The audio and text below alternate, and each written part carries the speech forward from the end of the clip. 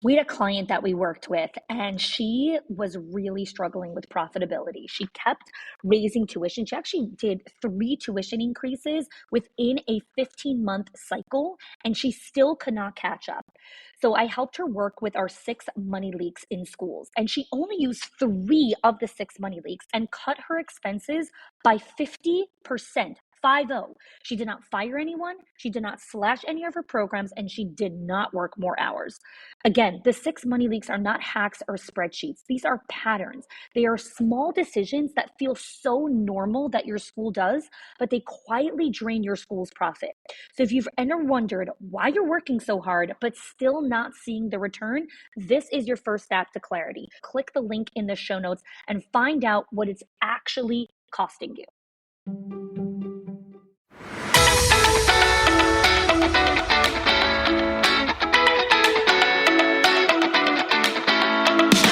Welcome to the Schools of Excellence podcast, where we transform everyday leadership struggles into powerful legacies that impact generations.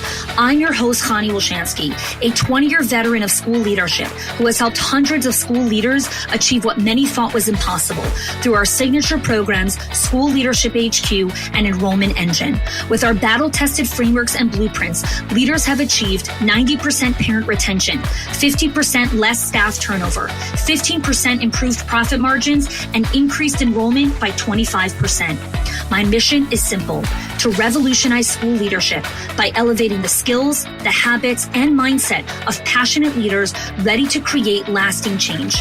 Join me as we build your legacy of excellence, one transformative conversation at a time.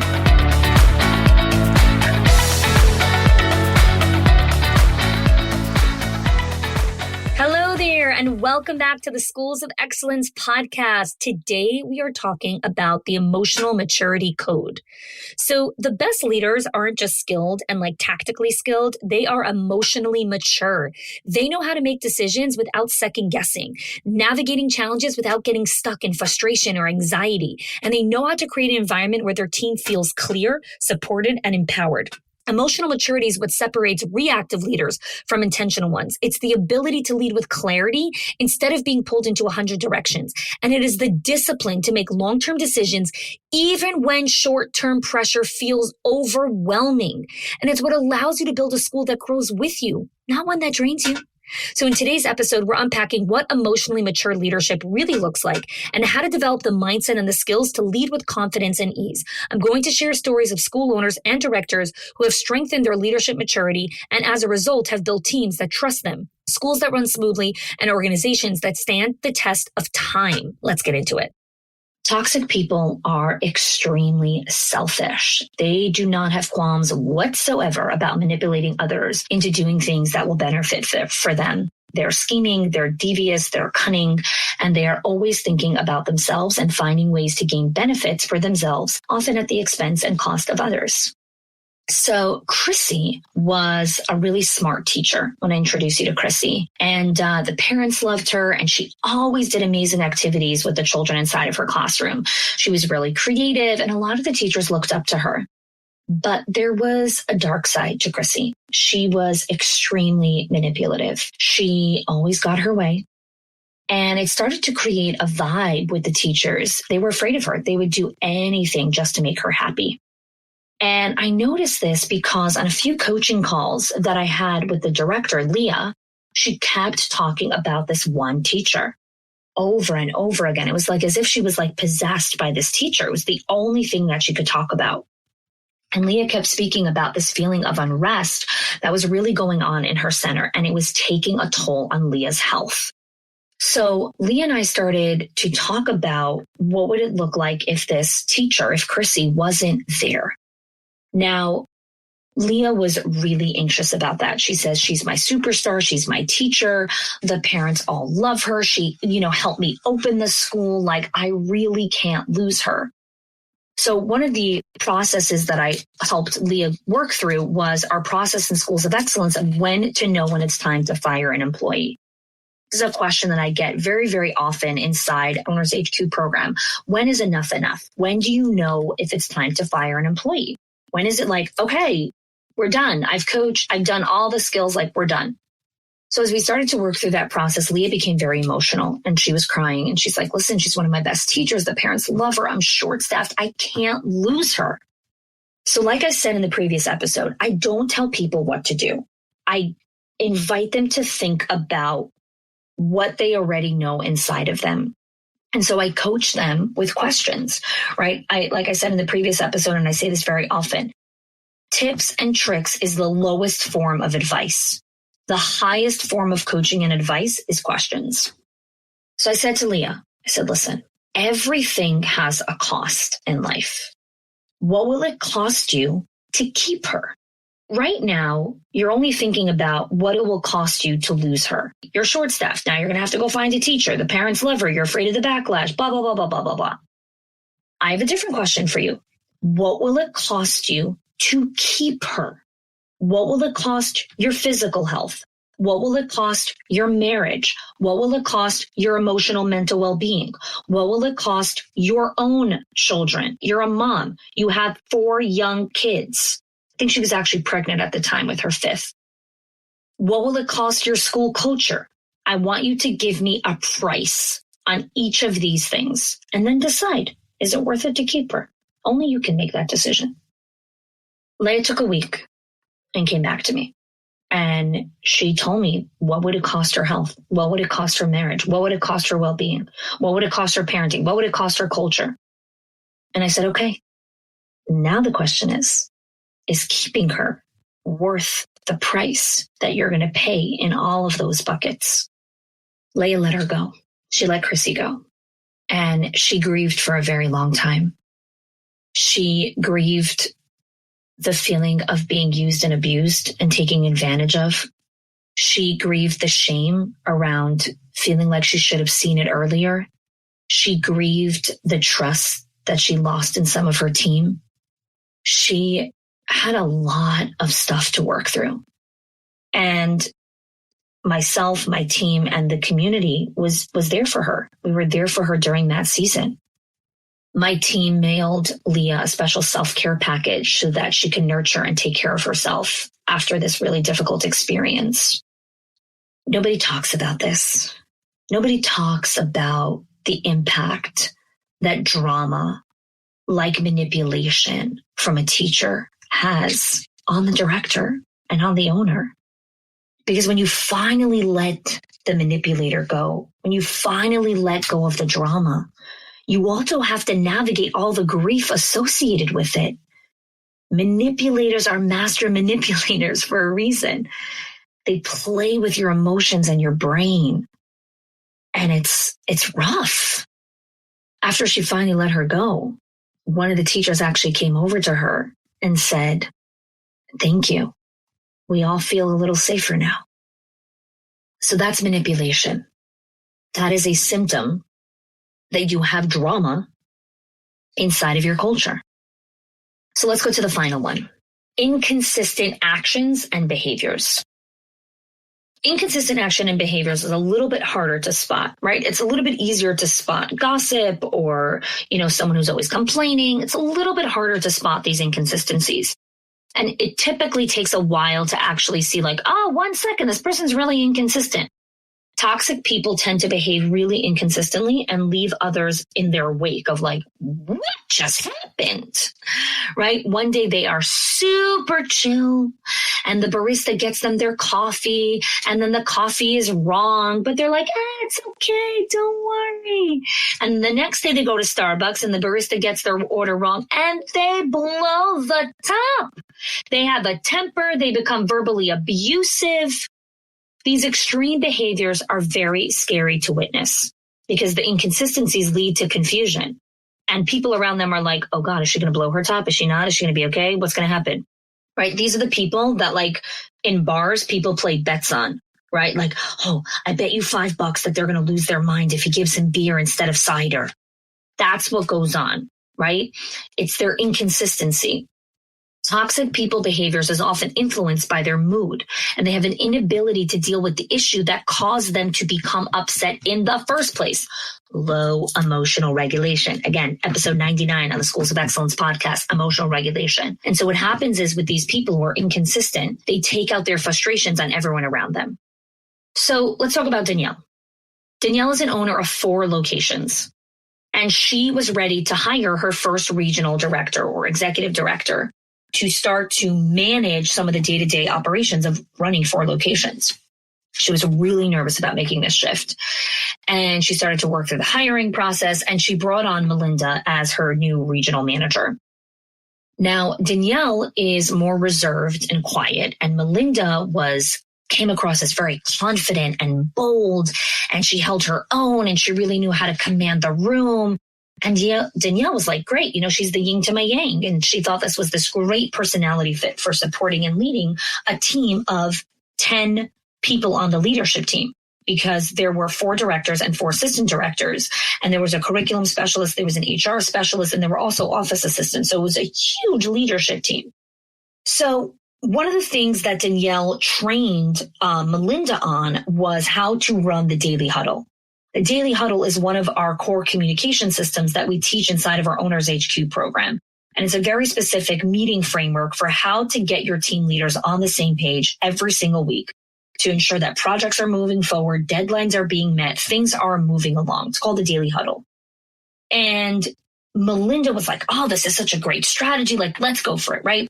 And Danielle started to observe that there were some inconsistencies, right? Sometimes Melinda would say, all right, everyone make sure you're there at 10 o'clock or whatever it was. And then, she would get really upset if someone was late or not there that time. And then other times she'd be like, oh, it's okay, don't worry. And she would let it go. And then sometimes she would praise and compliment the directors, and she would fawn on them and do a lot of people pleasing when she would come into the center. And then other times she would be so hypercritical, and she would degrade the directors and say, what is going on here? Why is there so much clutter here? And what's happening over here? And there was just no telling of what would happen next. And so the directors really started to walk on eggshells around her. And it was like, oh my gosh. So Melinda realized that no one likes her. And she reverted to basically stay in her office, in her safe space. She basically left to use the bathroom and get coffee. She never went to visit the other locations. She never went anywhere. She just kind of hid. And what happens is when there's inconsistent behaviors and emotions is the team never knows what to expect. When you don't know what to expect, you learn to start to live in a place of hypervigilance and anxiety because you never know. Are they going to be on time? Are they not going to be on time? Are they going to blow their top? Are they going to be okay? Is this going to happen or is this going to? I don't know. So you live in a state of hypervigilance. When the team lives in a state of hypervigilance for long enough, it becomes toxic. It is poison. And so at first glance, you could think, what? Inconsistent actions and behaviors? Like, how could that be so toxic? Well, you need to be consistent. You can't have erratic behaviors, right? One day you get fuming upset when someone walks into the meeting late, and another time you're just like, it's okay, just sit down quietly, right? No. There has to be consistency with your emotions. Now, I'm not saying that sometimes you're not going to get frustrated, but the inconsistencies that I'm talking about is the intensity and frequency of the inconsistencies, the intensity of the polarized emotions, yelling versus like, oh, don't worry, it's okay. Now, the challenge with the inconsistencies of actions and behaviors is also understanding discernment. Discernment is episode 93 on the Schools of Excellence podcast, not 93 or 94. Where I talk about discernment as part of the bridge to excellence, one of the meta skills, where sometimes you have to discern, this day I do this and this day I don't do this. Discernment is very different than inconsistent actions and behaviors. And if you need help understanding that, please go listen to that podcast, because discernment is not about being inconsistent. Discernment is about understanding in this moment, I need to make a different decision. It is very thought out. It is very intentional. It is very methodical. Inconsistent action behaviors is not discernment. It's, I'm in the mood today to give everyone a free pass, so I'm going to give everyone a free pass. Versus, I'm really feeling cranky and crusty this morning, so no, not giving anyone a free pass. That is not discernment. That is inconsistent actions and behaviors. Discernment is thought out. Okay? That's just on one foot to understand the difference between the two, but definitely go check out that episode. So Danielle is really struggling with this, with Melinda, and the inconsistencies and what it's causing to all of her centers. So what makes a drama-free person? Okay, what are the characteristics of somebody who is drama-free? because that's what we want in our culture. Right? That's what we're looking for in our organization. Number one, they are competent in their job. They actually know how to do their job. That is one component of drama-free leadership. Another component, adaptability. They're able to adapt to what is being thrown at them. So if 4 teachers walk in late, they're able to adapt and figure out how to respond in that moment. Flexibility. They're flexible with their thinking and they're flexible with their schedule. So flexibility is not just what's being thrown at them. They're like, oh, okay, I can make shifts to my schedule. Flexibility is in their thinking, where when they learn new information, they're ready to change their mind. One of the biggest holdups in our Owners HQ program, one of the biggest reasons why people don't join the program or people struggle to have success is their inflexibility of thinking. They are very stubborn in the way that they think. This is the way it has to be done, right? And they are blocking new information. So even when they hear new information, like, no, that's wrong. That would never work for me. That doesn't work. My center is smaller. My center is bigger. My center is faith-based. My center is like this. My center is not doing expansion. I only have this type of teacher. I don't have, this kind of thing. They are constantly looking for excuses of why that idea doesn't work for them. It is inflexible thinking. Your heart is a rock.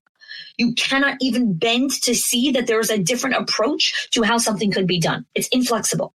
That's drama. Drama-free is flexibility. Another component of drama-free, content. Just happy with themselves. Happy with who they are, happy with themselves, not in the pursuit of like, I need more of this and I need more of this and I need more of this, right? In the constant pursuit of more.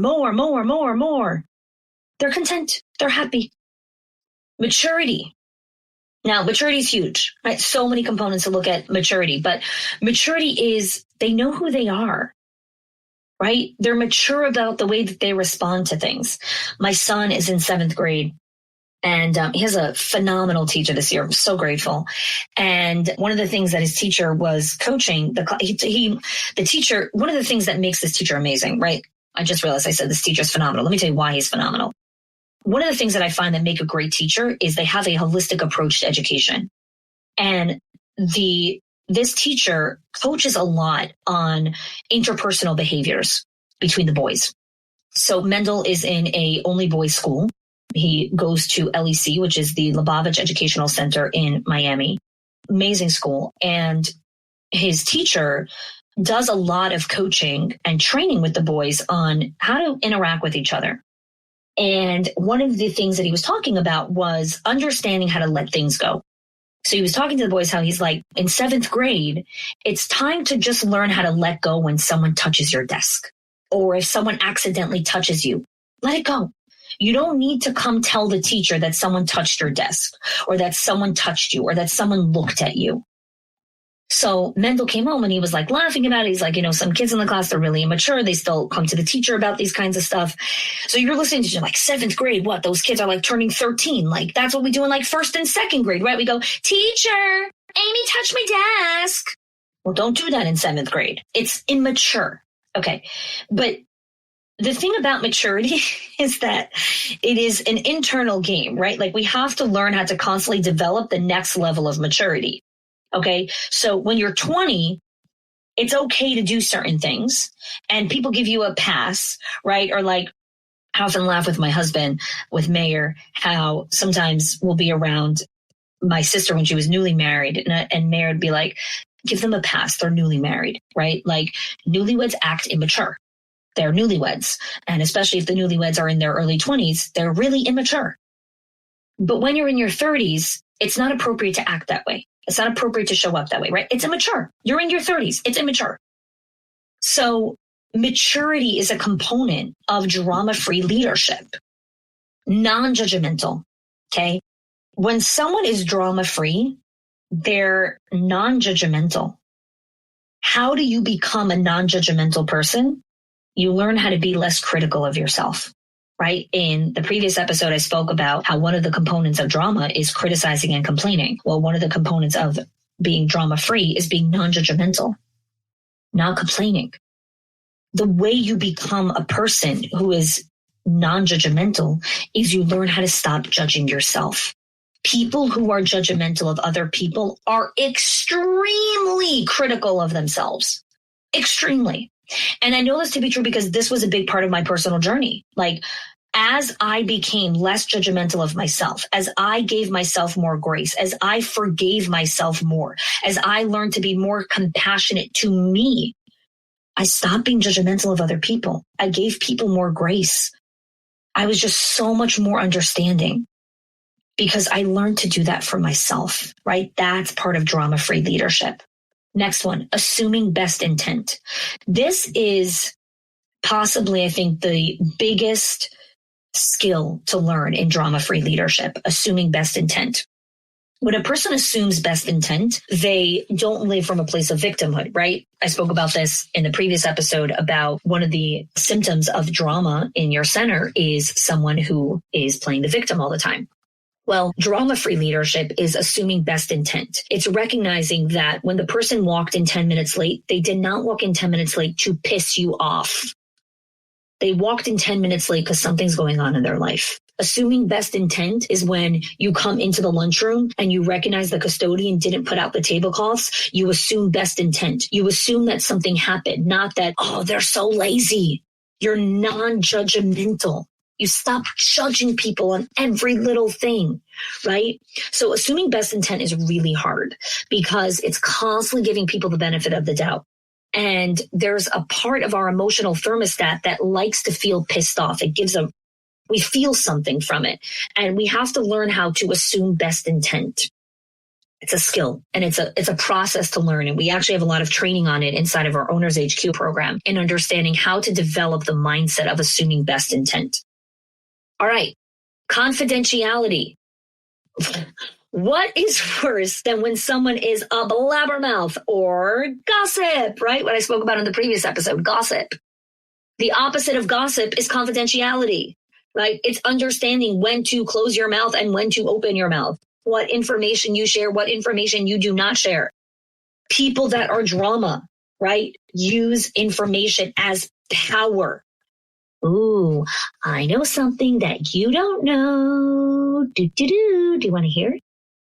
Confidentiality is the maturity of not sharing every single dumb thing that you heard.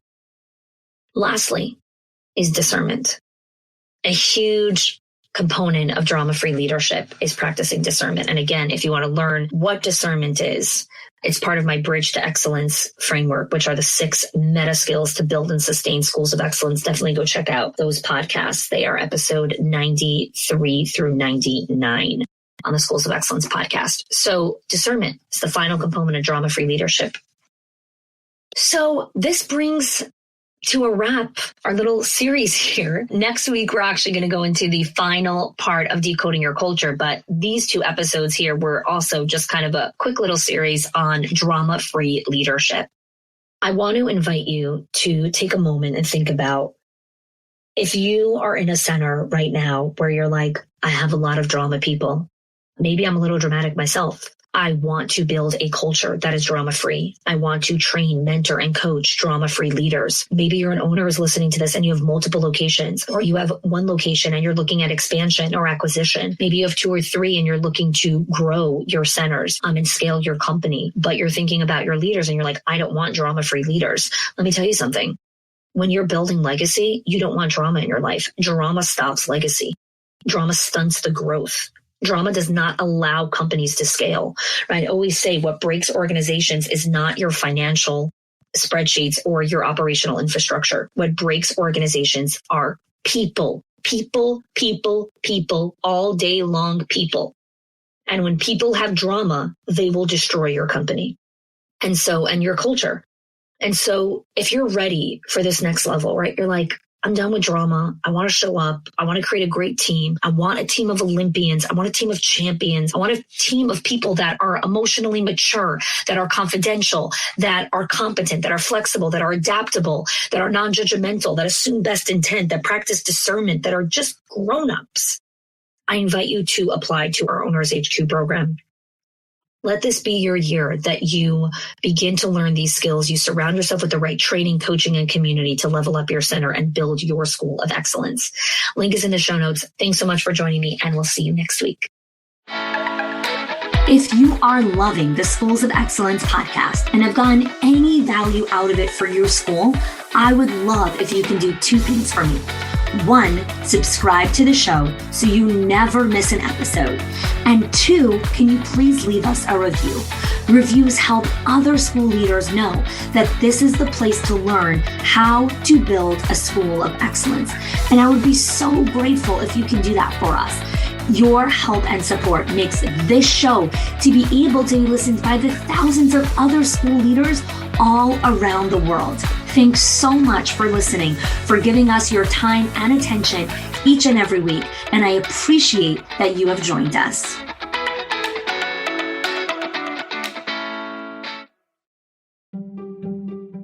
If your accountant has ever told you to cut back on professional development or slash your teacher appreciation budget or your staff development budget just so you could stay afloat, or has told you, hey, you probably can't go invest in that program, please listen.